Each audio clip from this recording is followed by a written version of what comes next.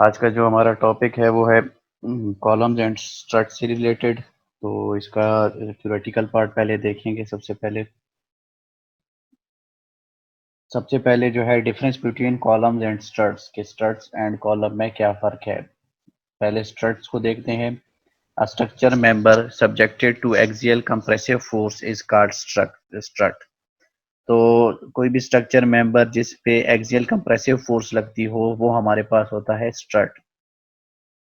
Strut में B horizontal, vertical और inclined. Strut हमारे पास हॉरिजॉन्टल भी हो सकता है, वर्टिकल भी हो सकता है, इंक्लाइंड भी हो सकता है। यानी कोई भी हॉरिजॉन्टल, वर्टिकल या इंक्लाइंड स्ट्रक्चरल मेंबर जिस पे एक्सियल कंप्रेसिव फोर्स लगती हो उसको हम स्ट्रट कहते हैं।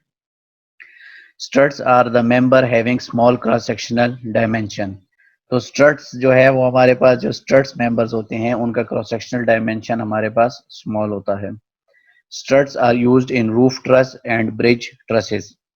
स्ट्रट्स जो है वो हमारे जो है ये रूफ ट्रसेज या ब्रिज ट्रसेज जो होती हैं उसमें यूज होती हैं मेनली। तो ये हमारा था स्ट्रट्स के बारे में। फिर ये अगर आप फिगर देखें तो ये आपके पास हॉरिजॉन्टल आपके पास मेंबर हो गया, ये वर्टिकल मेंबर हो गया, ये इंक्लाइंड मेंबर हो गया और इन पे एक्सियल कंप्रेसिव फोर्सेस लग रही हैं। तो ये आपके पास डायग्रामेटिकली अगर आप देखें तो स्ट्रट्स की एग्जांपल है। इसके अलावा रूफ ट्रस की बात हुई है तो ये अगर आप फिगर देखें ये आपके पास रूफ ट्रस है, यानी ये ऊपर रूफ है और वो ट्रस सपोर्टेड रूफ है। तो इसमें जो आपके पास वर्टिकल, हॉरिजॉन्टल या इंक्लाइंड मेंबर्स हैं जिस पे एक्सियल कंप्रेसिव फोर्सेस लगती हैं तो ये आपके पास यानी इसकी प्रैक्टिकल एग्जांपल हो गई स्ट्रट्स की। अब ये तो हमारे पास जो है स्ट्रट्स, इसमें ये इसके डिफरेंट कंपोनेंट्स हैं। ये रूफ हो गया, ये परलिन हो गया, इस ये जो जहाँ पे आपके पास मेंबर्स कनेक्ट होते हैं जिस प्लेट के साथ, ये जो आपके पास ये बड़ी प्लेट नजर आ रही है जिससे ये चार मेंबर्स कनेक्टेड हैं, इसे गजट प्लेट कहते हैं। ये जो ऊपर का हिस्सा आपका होता है ट्रस का उसको टॉप कोट कहते हैं और जो नीचे का आपका ट्रस का हिस्सा होता है उसे बॉटम कोट कहते हैं। ये जो आपके पास ब्रेसिंग लगती है, ठीक है, ये आपके पास जो ब्रेसिंग यहाँ पे लगी है या यहाँ पे लगी है इसे कहते हैं नी ब्रेसिंग। ठीक है, क्योंकि ये आपका देखें यहाँ से यहाँ तक का अगर आपके पास ये पूरा कंप्लीट लेग है तो ये नी तक आपके पास यहाँ पे ब्रेस आती है, इसलिए इसको नी ब्रेस कहते हैं। ये जो है आपके पास स्पैन ऑफ द ट्रस होता है। ये जो आपके पास ये स्पैन होता है और ये जो आपके पास ये जो डिस्टेंस होता है इसे बे कहते हैं। तो अब कॉलम्स स्ट्रट्स के बारे में तो पढ़ लिया। अब कॉलम्स जो है इनमें अब डिफरेंस क्या है। A vertical structure member subjected to axial compressive force is called a column. तो स्ट्रट तो हमारे पास ये था कि कोई भी स्ट्रक्चर मेंबर चाहे वो हॉरिजॉन्टल हो, वर्टिकल हो या इंक्लाइंड हो और जिस पे एक्सियल कंप्रेसिव फोर्स लगे वो तो था स्ट्रट। लेकिन अगर स्पेसिफिकली वो हमारे पास वर्टिकल स्ट्रक्चर हो, मेंबर हो तो ये हमारे पास ये जो स्ट्रट है इस टाइप का स्ट्रट वो हमारे पास कॉलम बन जाता है। ठीक है, ये आपके पास सिर्फ वर्टिकल है और स्ट्रट में आपके पास वर्टिकल, हॉरिजॉन्टल, इंक्लाइंड किसी भी टाइप का आपके पास मेंबर स्ट्रक्चर मेंबर हो सकता है। Columns are the members having large cross sectional dimensions. Columns आपके पास वो मेंबर्स जिसका क्रॉस सेक्शनल डायमेंशन जो है वो लार्ज होता है। तो ये भी एक डिफरेंस है between columns and strut. Columns are used in concrete and steel structures. Column आपके पास जो कंक्रीट या स्टील स्ट्रक्चर्स में यूज होते हैं। तो ये आपके पास बेसिक डिफरेंस हो गया between struts and columns. Not all columns are struts but all struts are not column. तो ये आपके पास मेन जो इस कंपैरिजन से हमारे पास बात निकली है वो है कि ऑल कॉलम्स आर स्ट्रट्स। जितने भी कॉलम्स हैं वो आपके पास स्ट्रट्स हैं, लेकिन जितने भी स्ट्रट्स हैं वो आपके पास कॉलम्स नहीं हैं। तो ये आपका मेन डिफरेंस बन गया बिटवीन स्ट्रट्स एंड कॉलम, क्योंकि स्ट्रट आपके पास स्ट्रक्चर मेंबर्स चाहे वो हॉरिजॉन्टल हो, वर्टिकल हो, इंक्लाइंड हो, जिस पे एक्सियल कंप्रेसिव फोर्स लगे वो आपके पास स्ट्रट्स हो जाते हैं। फिर उन्हीं स्ट्रट्स में से जो आपके पास वर्टिकल मेंबर्स हों जिन पे एक्सियल कंप्रेसिव फोर्स लगे तो ये हमारे पास क्या बन जाता है, कॉलम बन जाता है। ये अगर आप फिगरली देख लें तो ये आपके पास जो वर्टिकल मेंबर्स हों जिन पे एक्सियल कंप्रेसिव फोर्सेज आए तो वो आपके पास कॉलम्स होते हैं। फिर नेक्स्ट आपका इसमें यूज होता है रेडियस ऑफ गायरेशन।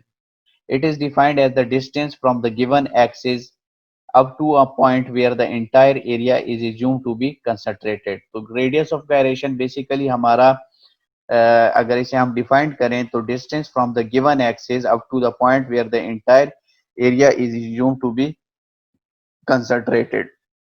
तो ये अगर आपके पास एक गिवन एक्सिस है, ठीक है, तो ये जो पॉइंट है आपका, यहाँ पे अगर ये कोई एक बॉडी है जिसका यहाँ पे टोटल आपका एरिया यानी जो मास है वो यहाँ पे कंसंट्रेटेड है, ठीक है, तो यहाँ से यहाँ तक का जो डिस्टेंस है इसको के का नाम देते हैं और ये हमारे पास क्या होता है, रेडियस ऑफ गायरेशन। मैथमेटिकली इसको देखें तो ये k is equal to under the root I by A, where I is moment of inertia और ए जो है क्रॉस सेक्शनल एरिया है। तो इस तरह इस फार्मूले से आपका रेडियस ऑफ गायरेशन निकलता है। फिर नेक्स्ट आपके पास जो टर्म यूज होती है कॉलम्स में वो आपके पास यूज होती है slenderness ratio. Slenderness ratio is the ratio of effective length of a column to the minimum radius of gyration. Slenderness ratio आपके पास बेसिकली क्या होती है कि रेशो एक रेशो है आपके पास जो कि नाम से जाहिर है कि slenderness ratio effective length of the column to minimum radius of gyration. Mathematically देखें लैम्डा से ये डिनोट होता है और मैथमेटिकली ये आपके पास एल इफेक्टिव यानी इफेक्टिव लेंथ हो गया डिवाइडेड बाय के मिनिमम की हमारे पास रेडियस ऑफ गायरेशन है। लेकिन मिनिमम रेडियस ऑफ गायरेशन और एल इफेक्टिव का जो रेशो है ये हमें सिलेंडरनेस रेशो देता है। ये फिगर है, लेट्स सपोज अगर इसमें देखें ये आपके पास कॉलम की इफेक्टिव लेंथ है और जो रेडियस ऑफ गायरेशन है वो जो हमने पिछली स्लाइड में फार्मूला देखा वहां से निकलेगा। वेयर एल इफेक्टिव जो है हमारे पास यहाँ इफेक्टिव लेंथ है, के minimum minimum radius of gyration है। अब जब यहाँ पे हमारे पास के मिनिमम यूज होता है तो हमारे पास आई जो है शुड बी मिनिमम, जो हमारे पास मोमेंट ऑफ इनर्शिया होगा वो भी हमारे पास मिनिमम होना चाहिए। फिर नेक्स्ट आपका है टाइप्स ऑफ कॉलम। तो टाइप्स ऑफ कॉलम के बारे में अगर देखें तो columns are generally classified into two main types. तो कॉलम की हमारे पास दो मेन टाइप्स हैं, एक लॉन्ग कॉलम्स और एक शॉर्ट कॉलम्स। अब लॉन्ग और शॉर्ट कॉलम्स में जो डिफरेंस है तो वो हम आगे पढ़ेंगे कि लॉन्ग कॉलम्स कौन से होते हैं और शॉर्ट कॉलम्स कौन से होते हैं। तो इसको डिफरेंट यानी इसका कंपैरिजन किया गया है कि अगर ये चीजें आपके पास या ये प्रॉपर्टीज हों एक कॉलम की तो वो लॉन्ग कॉलम्स में आती हैं, और अगर ये प्रॉपर्टीज हों किसी कॉलम में, ठीक है, कंपैरिजन वाइज आगे दिखाया गया है कि प्रॉपर्टीज के बेसिस पे हम लॉन्ग कॉलम्स और शॉर्ट कॉलम्स को डिफरेंशिएट करते हैं। तो वो प्रॉपर्टीज हमारे पास क्या है, सबसे पहले अगर लॉन्ग कॉलम्स की प्रॉपर्टीज देखें, if the ratio of length to the least dimension of column is greater than 12 then it is termed as long column. अगर आपके पास रेशियो ऑफ लेंथ यानी जो आपके पास लेंथ ऑफ कॉलम है, ठीक है, इफेक्टिव लेंथ आपके पास जो कॉलम की है उसका आप रेशियो लें to the least dimension of column, जो आपके पास लीस्ट डायमेंशन ऑफ कॉलम हो। जिस तरह अगर आप देखें कॉलम की डायमेंशन हमारे पास क्या कि जिस तरह हम कहते हैं कि 12 बाय 12 इंच का कॉलम है, ठीक है, तो उसमें लीस्ट डायमेंशन तो दोनों आपके पास ये सेम हो गई, तो दोनों आपके पास लीस्ट है। लेकिन कई जगहों पे आपके पास कॉलम की डायमेंशन होती है 9 बाई 18 इंच, तो उसमें आपके पास लीस्ट जो डायमेंशन है वो 9 इंच है। तो इफेक्टिव लेंथ का लीस्ट डायमेंशन के साथ रेशो लें, अगर वो 12 से ग्रेटर आ रहा है तो ये हमारे पास क्या हो जाता है, लॉन्ग कॉलम, ठीक है। It is generally fail by buckling, और इसमें जो फेलियर हमारे पास होता है वो बकलिंग पे आता है, ठीक है। यानी ये आपके पास लॉन्ग होता है तो जब ये आपके पास लॉन्ग कॉलम होता है तो ये बकल आउट हो जाता है। और बकलिंग किसे कहते हैं, बकलिंग आपके पास ये देखें अगर इस पे ये लोड आएगा और ये इस तरह साइड पे बकल आउट हो जाएगा तो इसे आप बकलिंग कहते हैं। सिलेंडरनेस रेशो इसकी ग्रेटर देन 40 आती है, ठीक है, सिलेंडरनेस रेशो आपके पास ग्रेटर देन 40 हो तो वो हमारे पास लॉन्ग कॉलम होता है, ठीक है, ये थर्ड प्रॉपर्टी हो गई। रेडियस ऑफ गायरेशन इसमें लेस होता है और लोड कैरिंग कैपेसिटी हमारे पास जो है वो भी कम होती है। रेडियस ऑफ गायरेशन भी हमारे पास कम होता है तो इसलिए लोड बेरिंग कैपेसिटी भी इसकी हमारे पास लॉन्ग कॉलम की कम होती है। शॉर्ट कॉलम्स पे आए तो शॉर्ट कॉलम जो है इसकी भी सेम वही जो हमने जो चीजें जो प्रॉपर्टीज लॉन्ग कॉलम की डिस्क्राइब की हैं उन्हीं बेसिस पे अगर हम देखें तो if the ratio of length to the least dimension of column is less than 12 then it is termed as short column। यहाँ पे गलती से long column लिखा गया है, ये short column है। यानी L effective divided by least dimension आपके पास जो है वो इसका रेशियो आपके पास लेस देन 12 आ जाए तो ये आपके पास शॉर्ट कॉलम जो है कि उसमें आएगा। It is generally fail by crushing, ये आपके पास शॉर्ट होता है, यानी आप अगर देखें तो इसकी लेंथ कम हो जाती है, आपके पास शॉर्ट हो जाता है तो ये बकल आउट नहीं हो सकता। आपके पास जितनी आप लेंथ बढ़ाते जाएंगे उतनी आपके पास बकलिंग ज्यादा आएगी, ठीक है। जितने आप कम कर दें, अगर आप देखें आपके पास एक सिलेंडर होता है, एक क्यूब होता है, तो क्यूब आपके पास बकल आउट हो सकता है, आपका सिलेंडर आपके पास आ जाता है तो वो छोटा हो जाता है, तो ये आपके पास क्या हो जाता है कि वो क्रशिंग होती है आपके पास। It generally fails by crushing. Slenderness ratio इसमें आपके पास लेस देन 40 आती है और रेडियस ऑफ गायरेशन इसका ज्यादा होता है। लोड कैरिंग कैपेसिटी जो है इज मोर होती है आपके पास, ठीक है। तो ये आपके पास शॉर्ट कॉलम्स हो गए और वो आपके पास लॉन्ग कॉलम्स थे। नेक्स्ट है एक थ्योरी है Euler's theory for long columns. Euler ने एक थ्योरी दी है for long columns. In 1757, a Swiss mathematician Leonhard Euler gave the formula for the stability of long columns. 1757 में एक स्विस मैथमेटिशियन जो कि लियोनार्ड आइलर नाम था उसका, उसने एक फॉर्मूला दिया लॉन्ग कॉलम्स के लिए। Eilers, considering only the bending of column as the direct compression was negligible compared to bending। तो आइलर ने जो है यहाँ पे सिर्फ बेंडिंग ऑफ कॉलम यानी जो बकलिंग आपके पास आती है, बेंड होता है, उसको कंसिडर किया है, और जो डायरेक्ट आपकी कंप्रेशन है वो बहुत ही कम होती है लॉन्ग कॉलम के केस में, तो इसलिए उसे नेग्लिजिबल यानी यहाँ पे इग्नोर किया गया है। Euler neglected the direct compression of column, ये इसीलिए किया है क्योंकि वो as compare to bending of that column बहुत कम होता है, तो इसलिए उसको निगलेक्ट किया है। Hence Euler theory is only applicable to long column. अब ये जो इसने इजम्पशंस एक किस्म से ली हैं, ठीक है, तो वो इसने लॉन्ग कॉलम की बेसिस पे ली है, तो इसलिए आइलर थ्योरी जो है वो हमारे पास ओनली एप्लीकेबल है to long columns. Assumptions in Euler theory, तो इजम्पशंस अगर देखें, जो इजम्पशंस आइलर ने ली थी अपनी थ्योरी पेश करते हुए, वो क्या थी कि the column is subjected to axial loading that is passing through the axis not eccentric.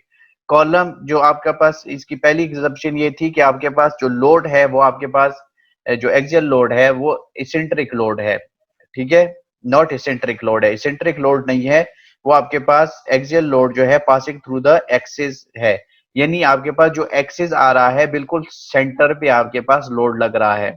अगर आपका सेंटर से थोड़ा सा किसी एक साइड पे या दूसरी साइड के डिस्टेंस पे आपके पास लोड लगे तो वो हमारे पास क्या हो जाता है, इसेंट्रिक लोड हो जाता है, यानी उसमें इसेंट्रिसिटी आ जाती है। तो ये आपके पास जो डायरेक्ट लोड लगता है बिल्कुल सेंटर पे, यानी कोई इसेंट्रिसिटी इसमें ना हो, तो ये उस पहली assumption इसकी यही थी। Second, material of column is homogeneous and isotropic. आपका कॉलम का मटेरियल जो है वो होमोजीनियस और आइसोट्रोपिक है, मतलब आपके पास सेम क्रॉस सेक्शन और सेम आपके पास जो मटेरियल प्रॉपर्टीज हैं वो सब कुछ आपके पास सेम है। The material of column is elastic and obeys Hooke law. जो मटेरियल है कॉलम का वो आपके पास इलास्टिक है एंड हुक लॉ को ओबे करेगा। The length of column is very large as compare to other dimension. तो जो आपके पास अदर डायमेंशन है यानी विड्थ हो गई या ब्रेड्थ हो गई, उससे आपके पास जो लेंथ है वो आपके पास बहुत ही ज्यादा हो, लेंथ जो है वो वेरी लार्ज हो as compare to the other dimensions. Assumptions in Euler theory, or self weight of the column, was neglected। जो सेल्फ वेट है कॉलम का वो नेग्लेक्ट किया गया है।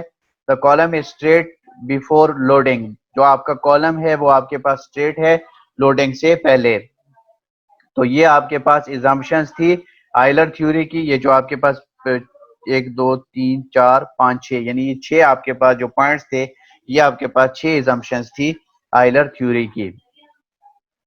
फिर इस 6 इजम्पशंस की बेस पे जो आइलर ने थ्योरी पेश की, तो उसने एक फार्मूला आपके पास, आइलर ने एक फार्मूला जो है वो डेवलप किया, और वो फार्मूला हमारे पास है कि PE is equal to pi square E I minimum divided by LE square. तो where PE is Euler load या बकलिंग या क्रिपलिंग लोड भी उसे कहते हैं। यह आपके पास PE जो है आइलर लोड, बकलिंग या क्रिपलिंग लोड है, ठीक है।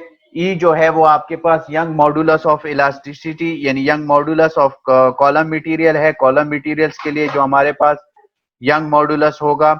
I मिनिमम जो है मिनिमम मोमेंट ऑफ इनर्शिया है, जो कि मिलीमीटर पावर 4 में होगा। L इफेक्टिव जो है इफेक्टिव लेंथ ऑफ कॉलम है।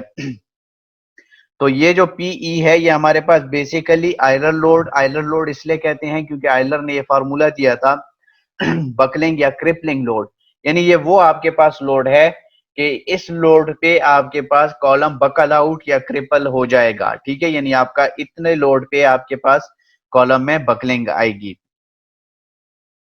तो ये आपके पास बेसिकली आइलर फार्मूला था। फिर columns having various types of support, तो आपके पास डिफरेंट सपोर्ट्स के लिए इफेक्टिव लेंथ और के की वैल्यू जो है वो डिफरेंट होती है। अब अगर आपके पास कॉलम के दोनों एंड जो है वो पिन एंड्स हो, ठीक है, यानी हिंज्ड हो, तो उस केस में आपके पास L और L इफेक्टिव आपके पास सेम होता है, यानी ये आपके पास कॉलम की लेंथ है तो ये आपके पास L इफेक्टिव है और इसमें K की वैल्यू हमारे पास 1 आ जाती है। जब आपके पास ऐसा कोई कॉलम हो कि जिसका फिक्स्ड एंड और फ्री एंड, यानी ये आपके पास नीचे से फिक्स्ड ऊपर से आपके पास फ्री है, ठीक है, जिस तरह आपके पोल्स वगैरह हो गए या इलेक्ट्रिक पोल्स जो आपके पास हैं वो, तो इस केस में आपके पास जो L इफेक्टिव है वो आपके पास 2L के इक्वल होता है, ठीक है। L इफेक्टिव जो है उसको आप 2L लेंगे फिक्स्ड एंड और K की वैल्यू इसमें आपके पास 2 होती है। फिर अगर आपके पास ऐसे टाइप का कॉलम है जिसमें दोनों एंड्स आपके पास फिक्स्ड हैं, बोथ एंड आपके पास फिक्स्ड हैं, तो आपके पास जो L इफेक्टिव आता है वो आपके पास 0.5L आ जाता है। फिर आपके पास अगर आपके पास एक एंड पिन है और एक एंड फिक्स्ड है, यानी एक एंड हिंज्ड है और एक एंड आपके पास फिक्स्ड है, तो उस केस में आपके पास जो L इफेक्टिव है वो 0.7 टाइम्स ऑफ लेंथ होता है, ठीक है। इसके बाद ये तो हमारे पास था आइलर फार्मूला। आइलर ने फार्मूला दिया फॉर लॉन्ग कॉलम्स। अब रेनकाइन ने एक फार्मूला दिया है जिसे रेनकाइंस फार्मूला कहते हैं। तो वो अब क्या है कि we know that Euler's formula for calculating crippling load is only valid for long column. जो आइलर फार्मूला था वो specifically for only for long columns था। Rankine suggested an empirical formula which is valid for all types of column. तो Rankine ने एक formula suggest किया, एक empirical formula, जो कि आपके पास चाहे लॉन्ग कॉलम हो शॉर्ट कॉलम हो हर टाइप ऑफ कॉलम के लिए जो है वो वैलिड है। तो उसने जो हमारे फार्मूला दिया है वो PR है is equal to sigma C into A 1 plus A LE divided by K minimum whole square. तो ये आपके पास जो रेनकाइन ने फार्मूला दिया है जिसमें PR जो है रेनकाइन क्रिपलिंग लोड, ठीक है, आपके पास ये रेनकाइन ने दिया है तो इसलिए ये आपके पास रेनकाइन क्रिपलिंग लोड हो गया। सिग्मा C जो है कंप्रेसिव स्ट्रेस है आपके पास, ठीक है, उसकी जो कंप्रेसिव स्ट्रेस आपके पास आएगी।